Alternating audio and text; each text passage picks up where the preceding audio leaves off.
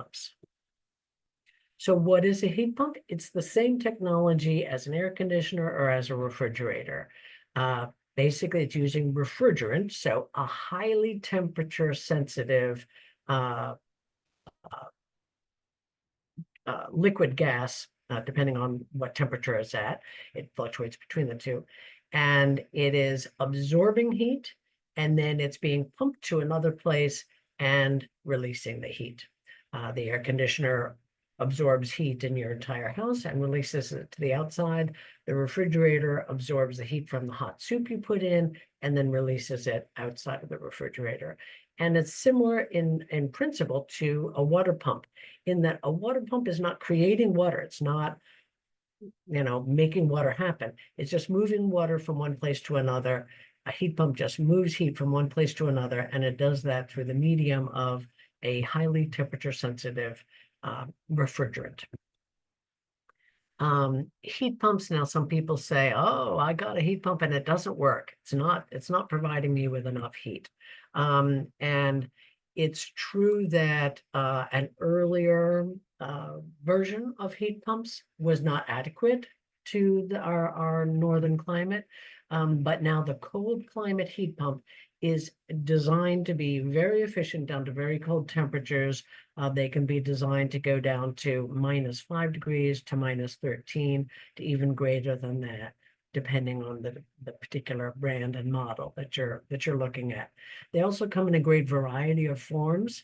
We're going to be talking a great deal today about the ductless mini split. The ductless one is what's pictured here in the illustration. But you can have a whole home system that is ducted through your ductwork, or a whole home system that is ductless. You can have a partial solution, where a part of your home is heated with a heat pump. There are also ground source heat pumps in addition to air source heat pumps. Mostly talking about the air source heat pumps, but we'll mention the ground source, the incentives for ground source as well.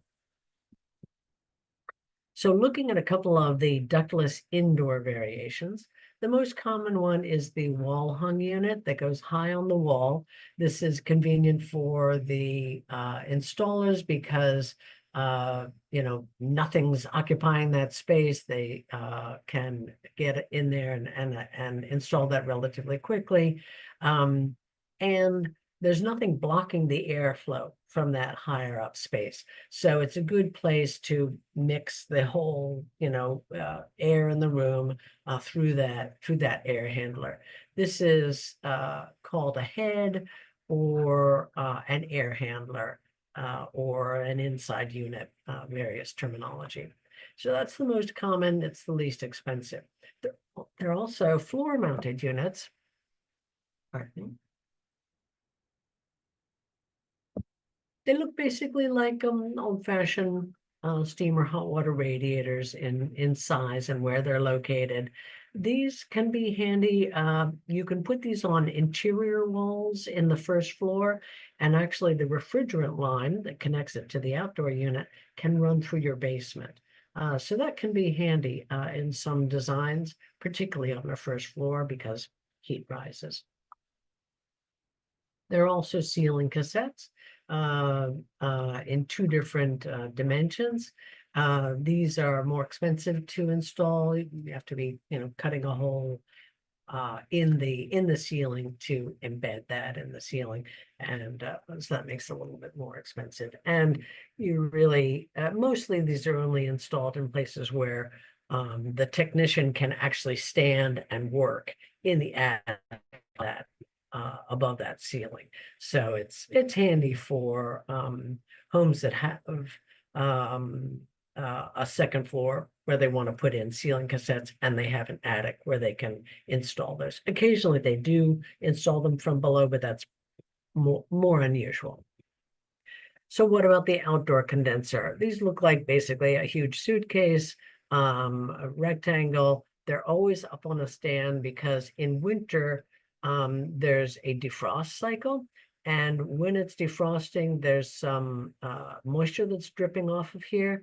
And if you were sitting on the ground, you could potentially have ice form all around this, and that would block the airflow. You have to have airflow through these giant fans.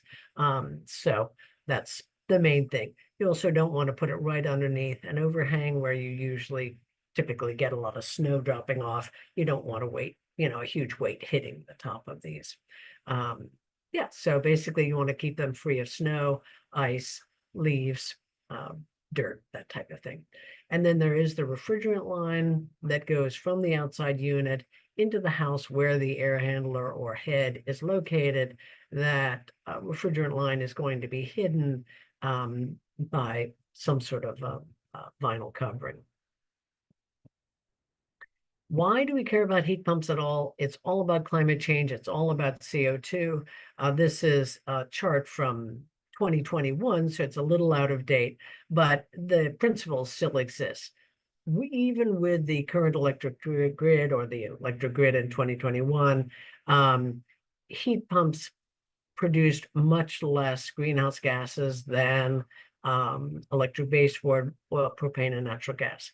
And when the grid becomes 100% clean electricity, we have no emission from the electric sources of heat, and we continue to have greenhouse gas emissions, obviously, from the things that are not running on clean electricity. And you can already get clean electricity, 100% clean electricity, through many programs, including our own Green Powered program and many municipal aggregation programs.